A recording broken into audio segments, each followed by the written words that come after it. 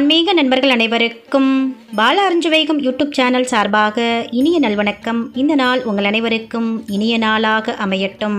இறந்தவர்கள் வீடு தேடி வரும் ஆடி அமாவாசை. இந்த நாளில் மறந்தும் எந்தெந்த தவறுகள் செய்யக்கூடாது, குறிப்பாக பெண்கள் எந்த தவறை செய்யக்கூடாது, எந்த பொருட்களை வாங்கக்கூடாது, அது குறித்த தகவலையும், அது கூடவே ஆடி அமாவாசை அன்னைக்கு படையலிட நாம் சமையல் செய்வோம். அந்த சமையலில் முக்கியமாக நாம் சேர்க்க வேண்டிய 1008 காய்கறிகளுக்கு சமமான 4 காய்கறிகள் குறித்த தகவலையும், அதற்கு பின்னால் சொல்லக்கூடிய புராண கதை என்ன, அதே மாதிரி ஆடி அமாவாசை சமையலில் சேர்க்கவே கூடாத காய்கறிகள் என்ன அப்படின்னு முழு தகவல் இந்த வீடியோவில் கொடுத்துருக்கேன். ஏற்கனவே கொடுத்துருந்த வீடியோவில் பார்த்தீங்கன்னா ஆடி அமாவாசை எந்த நாளில் வருது, எந்த நேரத்தில் தர்ப்பணம் போடணும், என்ன தானம் கொடுக்கணும், ஆடி அமாவாசையோட சிறப்புகள் அப்படின்னு ஒரு வீடியோ கொடுத்துருந்தேன். அந்த வீடியோவை இதுவரைக்கும் பார்க்காதவங்க அந்த வீடியோட லிங்க் பார்த்தீங்கன்னா டிஸ்கிரிப்ஷன்லையும் ஃபஸ்ட்டு கமெண்ட்லையும் பின் பண்ணுறேன். அந்த வீடியோவையும் பார்த்து முழு தகவலையும் தெரிஞ்சுக்கிறேங்க. வாங்க வீடியோக்குள்ளே போயிடலாம். இது வரைக்கும் நம்ம சேனல் சப்ஸ்கிரைப் பண்ணாமல் இருக்கீங்க அப்படின்னா சப்ஸ்கிரைப் பண்ணிவிட்டு பக்கத்தில் இருக்கிற பெல் பட்டன் கொடுத்து ஆல் அப்படின்ற நோட்டிஃபிகேஷனையும் ஆன் பண்ணி வச்சுக்கிறேங்க. இந்த வீடியோவுக்கு ஒரு லைக்கும் ஹைப்பும் கொடுத்துட்டு கமெண்ட் செக்ஷனில் ஓம் குலதெய்வாய நமக அப்படின்ற ஒரு கமெண்ட்டும் கொடுத்துருங்க. சிறப்பு மிகுந்த ஆடி அமாவாசை நாளில் நம்மோடு வாழ்ந்து மறைந்த நம்முடைய முன்னோர்கள் பித்ருலோகத்திலிருந்து கிளம்பி பூலோகத்துக்கு வருவதாக நம்பப்படுது. அதனால தான் நம்முடைய முன்னோர்களை வரவேற்கும் விதமாக நாம் எள்ளும் தண்ணீரும் இறைத்து தர்ப்பணம் கொடுக்கறது மூலமாக நமக்கு இருக்கக்கூடிய தோஷங்கள் நீங்கும் அப்படின்றது நம்பிக்கையாக சொல்லப்படுது. அமாவாசையில் 3 அமாவாசைகள் மிக மிக முக்கியத்துவம் வாய்ந்தது. உத்தராயண காலமான தை மாதத்தில் வரக்கூடிய அமாவாசை, தட்சாயண காலமான ஆடி மாதத்தில் வரக்கூடிய அமாவாசை, புரட்டாசி மகாலய பட்சம் அப்படின்னு சொல்லக்கூடிய காலத்தில் வரக்கூடிய அமாவாசை. இந்த 3 அமாவாசைகள் மிக மிக முக்கியத்துவம் வாய்ந்தது அப்படின்னு சாஸ்திரங்கள் சொல்லுது. ஆடி முதல் மார்கழி முடிய உள்ள காலத்தில் நம்முடைய முன்னோர்களான பித்ருக்கள் நம்மை பார்ப்பதற்காக இந்த உலகத்துக்கு வர்றாங்க. அவர்கள் பித்ருலோகத்திலிருந்து புறப்படும் நாள் ஆடி அமாவாசை.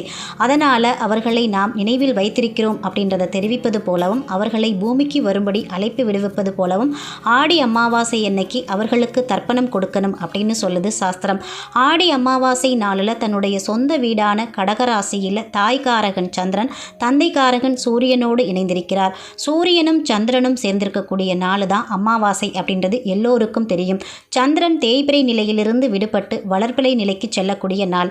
அமாவாசை தினத்தில் முன்னோர்களையும் தாய் தந்தையர்களையும் யார் வழிபாடு செய்கிறாங்களோ அவர்களின் பிள்ளைகளுக்கும் தலைமுறைக்கும் முன்னோர்களுடைய ஆசி கிடைக்கும் அப்படின்றது ஐதீகம். அமாவாசை நாளில் நாம் செய்யக்கூடிய தர்ப்பணங்கள் நம்ம பித்ருக்களுக்கு அதிக மகிழ்ச்சியை தரும் அப்படின்றதுக்காகவே அமாவாசை தினம் பித்ரு தர்ப்பணத்துக்கு உரிய நாளாக சொல்லப்படுது. இந்த வருடத்துக்கான ஆடி அமாவாசை ஆகஸ்ட் 12ஆம் தேதி புதன்கிழமை வருது. ஏற்கனவே இது குறித்த தகவலை நம்ம முந்தைய வீடியோவில் நான் கொடுத்துட்டு அங்கே பார்த்து நீங்கள் தெரிஞ்சுக்கிறீங்க. இப்போ ஆடி அமாவாசை நாளில் புனித நீராடி முன்னோர்களுக்கு தர்ப்பணம் கொடுப்பதும் அன்னதானம் செய்வதும் புண்ணியத்தை தரும். இந்த நாளில் வில்வ மரத்தை வணங்கி தண்ணீர் ஊற்றி தீபமேற்றி வழிபாடு செய்தால் முன்னோர்களும் தெய்வங்களும் மகிழ்ச்சி அடைவார்கள் அப்படின்றது நம்பிக்கை. அடுத்ததா ஆடி அமாவாசை விரதமிருந்து முன்னோர் வழிபாட்டினை செய்பவர்கள் அனைவருமே சில விஷயங்களை கண்டிப்பாக தெரிஞ்சுக்கணும். ஆடி அமாவாசை அன்னைக்கு என்ன செய்யணும் அப்படின்றத போலவே எதெல்லாம் கண்டிப்பாக செய்யாமல் தவிர்க்கணும் அப்படின்றதையும் எல்லாருமே தெரிஞ்சுக்கணும். இதனால் பித்ருதோஷத்துக்கு நாம் ஆளாவதிலிருந்து நம்மளால் தப்பிக்க முடியும். ஆடி அமாவாசையில் செய்யாமல் தவிர்க்க வேண்டிய விஷயங்களை நம்ம தெரிஞ்சுப்போம். ஆடி அமாவாசை வழக்கமான அமாவாசை விரதங்களை போல் கிடையாது. இது நம்ம வீடு தேடி வரும் நம்முடைய முன்னோர்களின் மனங்களை மகிழ்ச்சி அடைய செய்து அவர்களின் ஆசையை பெறுவதற்குரிய மிக முக்கியமான நாள். இந்த நாளில் தெரியாமல் நாம் செய்யும் சிறு தவறுகள் கூட நம்முடைய முன்னோர்களுக்கு நாம் கொடுக்கக்கூடிய தர்ப்பணம், படையல், வழிபாடுகள் இதை அவங்க ஏற்பதற்கு தடையாக அமைஞ்சிடும்.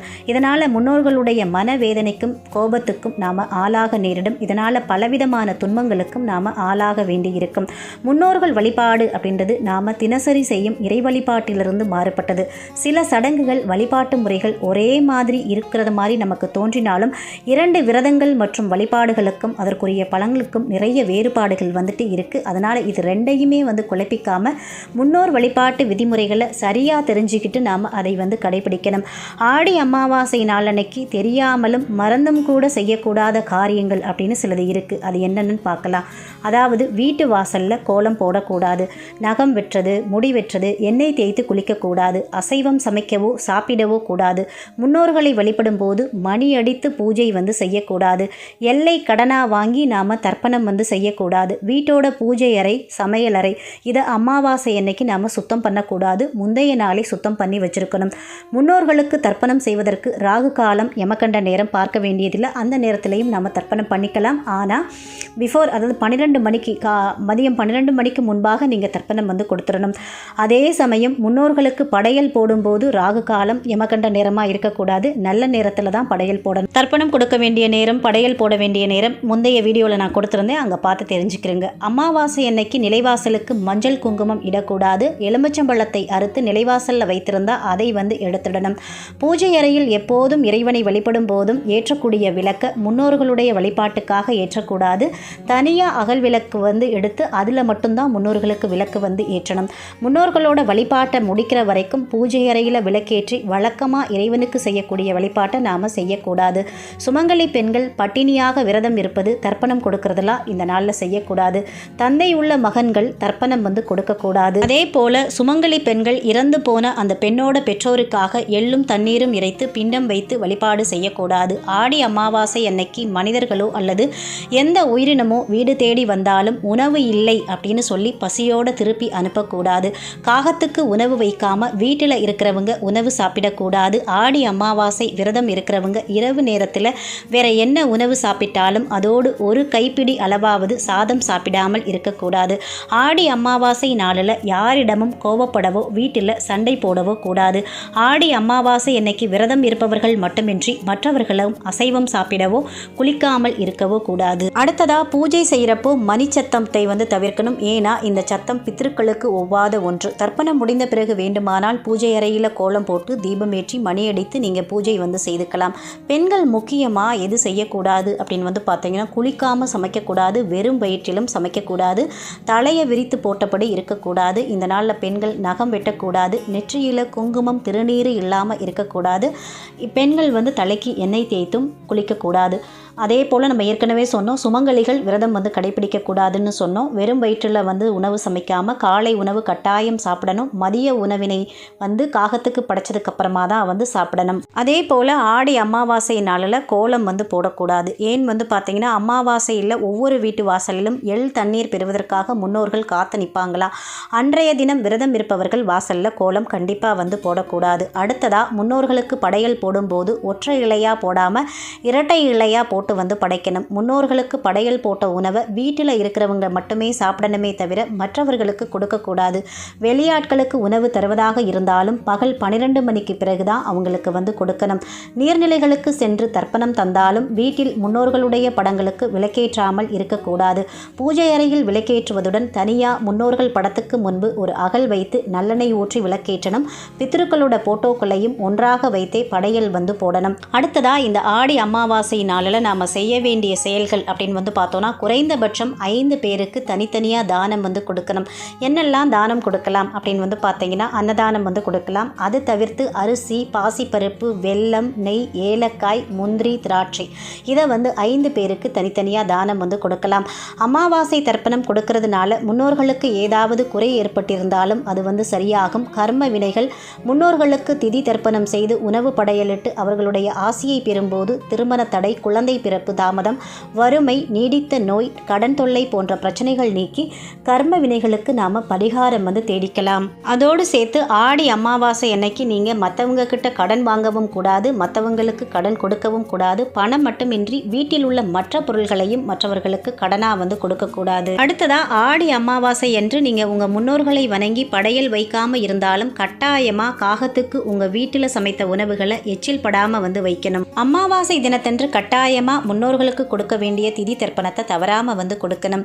அமாவாசை தினத்தன்னைக்கு உங்களுடைய முன்னோர்களை நினைத்து வழிபாடு செய்வது கோடான கோடி புண்ணியத்தை நம்முடைய குடும்பத்துக்கு சேர்க்கும் அப்படின்றதுல துளி அளவும் சந்தேகம் கிடையாது. அமாவாசை வழிபாட்டை யாருமே தவற விடாதீங்க. அமாவாசை தினத்தில் முன்னோர்களுக்கு செய்யக்கூடிய கடமைகளை நாம மறந்தா முன்னோர்கள் நம்மை வந்து மறந்துடுவாங்க. அமாவாசை தினத்தன்று வீட்டில் வழிபாடு செய்வதற்கு முன்பாகவும் வீட்டில் வழிபாடு செய்ததற்கு பின்பாகவும் தீட்டு வீடுகளுக்கு செல்வதை தவிர்த்துக்கணும். குழந்தை பிறந்த தீட்டு, பெண் குழந்தைகள் வயதுக்கு வந்த தீட்டு, மாதவிடாய் தீட்டு இருப்பவர்கள் வீட்டு பூஜை செய்வதற்கு முன்பும் செல்லக்கூடாது, பூஜையை முடித்த பின்பும் செல்லக்கூடாது. இதை நினைவில் வச்சுக்கிறோங்க. அடுத்தபடியாக அமாவாசை தினத்தன்னைக்கு நாம் செய்ய வேண்டிய ஒரு விஷயம் அன்னதானம். உங்களால் முடிந்த அளவு வயதானவர்களுக்கு அன்னதானம், வஸ்திரதானம் கொடுங்க. மாதந்தோறும் அமாவாசை தினத்தில் இந்த தானம் செய்வது சிறப்பாக இருந்தாலும் ஆடி அமாவாசை அன்னைக்கு ஒரு ஏழை முதியவருக்கு புதிதாக வஸ்திரத்தையும் சாப்பாட்டையும் வாங்கி தானம் கொடுக்கலாம்.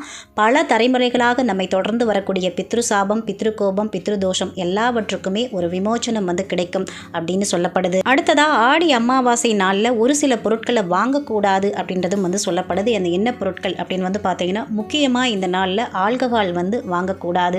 ஆல்கஹால் வாங்குறதையும் தவிர்க்கணும், அன்றைய தினம் ஆல்கஹால் குடிப்பதையும் தவிர்க்கணும் அப்படின்னு வேதங்களில் சொல்லப்பட்டிருக்கு. அமாவாசை நாள் சனி பகவானோட தொடர்புடையது அப்படின்றதுனால எந்த வகையான ஆல்கஹாலை வாங்கினாலும் குடித்தாலும் அது வாழ்க்கையில் எதிர்மறை ஆற்றலை கொண்டு வருவதாக நம்பப்படுகிறது. மேலும் இந்த தாக்கம் நீண்ட காலம் உங்களுக்கு நீடித்திருக்கும். அதனால் இதை தவிர்ப்பது நல்லது.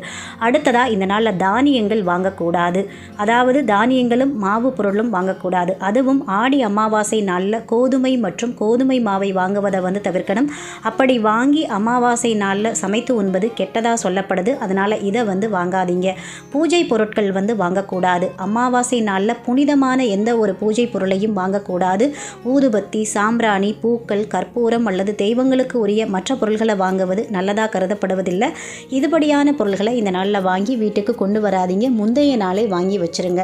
அடுத்ததாக துடைப்பம் வாங்கக்கூடாது. அமாவாசை நாள் பித்ருக்களுக்கு உரிய நாள். துடைப்பம் அப்படின்றது லக்ஷ்மி தேவியோட தொடர்புடையதாக சாஸ்திரங்களில் சொல்லப்பட்டிருக்கு. இந்த அமாவாசை நாளில் துடைப்பத்தை வாங்கினா லக்ஷ்மி தேவியோட கோபத்துக்கு ஆளாக நேரிடும். இதன் விளைவாக நிறைய பண பிரச்சனைகளை சந்திக்க வேண்டியிருக்கும். அது மட்டும் இல்லாமல் வீட்டில் எதிர்மறையாற்றல் அதிகரிக்கும், ஆரோக்கிய பிரச்சனை ஏற்பட வாய்ப்பு இருக்குது. அதனால் துடைப்பம் வாங்குறத தவிர்த்துருங்க. அடுத்ததாக அமாவாசை நாளில் இறைச்சி வாங்கக்கூடாது. அமாவாசை நாளில் எப்படி மது அருந்தக்கூடாதோ அதே மாதிரி அசைவ உணவுகளை வாங்கி உண்பதும் அசுபமாக சொல்லப்படுது. அது மட்டும் இல்லாமல் சனி பகவானுக்குரிய அமாவாசை நாளில் இறைச்சிகளை வாங்கி உட்கொண்டா அது சனியோட கோபத்துக்கு ஆளாக்கி வாழ்க்கையில் பலவிதமான பிரச்சனைகளை சந்திக்க வைப்பதாக சொல்லப்படுது.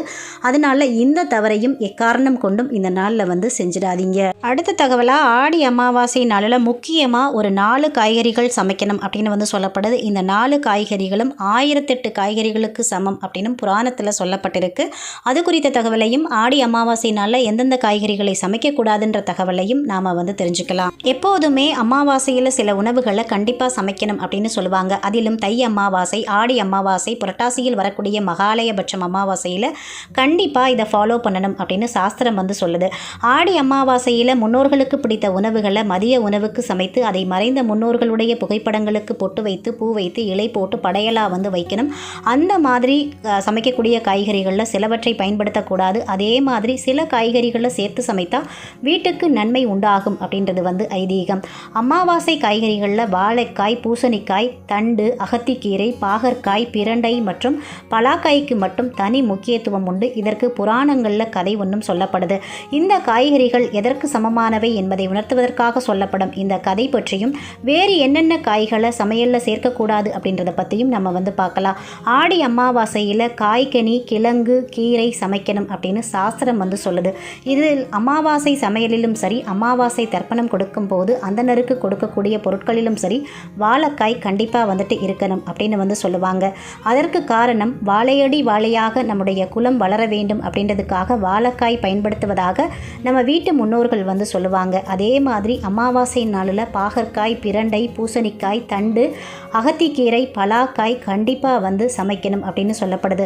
அதற்கு காரணமாக சில புராண கதைகள் சொல்லப்படுது. வசிஷ்ட முனிவர் விஸ்வாமித்திரரை சந்தித்து தன்னுடைய வீட்டில் சிரார்த்தம் செய்ய உள்ளதால் தங்கள் வீட்டுக்கு உணவு அருந்த வரணும் அப்படின்னு அழைப்பு கொடுக்கிறாரு. வசிஷ்டரோட இந்த அழைப்பை ஏற்ற விஸ்வாமித்திரர் தனக்கு 1008 காய்கறிகளை கொண்டு உணவு சமைக்கணும் அப்படின்னு சொல்றாரு. இதை கேட்ட வசிஷ்டரும் திகைத்து போறாரு. ஆனால் வசிஷ்டருடைய மனைவியும் அருந்ததி விஸ்வாமித்திரோட வார்த்தைகளை ஏற்று நீங்க சொன்னபடி 1008 காய்கறிகளை சமைத்து பரிமாறுகிறேன் அப்படின்னு பணிவோடு பதில் சொல்றாங்க. அதுக்கப்புறமா சமையலும் செய்து வாழை இலை போட்டு உணவுகளை பரிமாற துவங்குறாங்க அருந்ததி. ஆனால் அதை பார்த்த வசிஷ்டர் கோபமாகிறாரு. என்ன இது, நான் 1008 காய்கறிகள் தானே கேட்டேன் அப்படின்னு சொல்றாரு. அதற்கு பதிலளித்த அருந்ததி, தங்களுக்கு தெரியாதது ஒன்றுமில்லை முனிவரே, நான் 1008 காய்களை தான் வைத்துள்ளேன் அப்படின்னு சொல்றாங்க. அதுக்கு அவர் விளக்கமும் கொடுக்குறாங்க. அதாவது பாகற்காய் 100 காய்களுக்கும், பிரண்டை 300 காய்களுக்கும், பலா பலாக்காய் 600 காய்கறிகளுக்கும் சமமாகும். இவை 1000 காய்கறிகள் ஆகிவிட்டது. இதோடு 8 வாழைக்காய்களை வைத்துள்ளேன். மொத்தம் 1008 காய்கறிகள் ஆகிவிட்டது அப்படின்னு சொல்கிறாங்க. இதை கேட்டதுக்கப்புறமா வசிஷ்டரும் விஸ்வாமித்திரரும் அருந்ததியோட புத்தி கூர்மையை பாராட்டினார்கள் அப்படின்னு சொல்லுது புராணம். அதனால தான் ஒவ்வொரு அமாவாசை சமையலிலும் இந்த 4 காய்கறிகள் கட்டாயம் இடம்பெறணும் அப்படின்னு சொல்லப்படுது.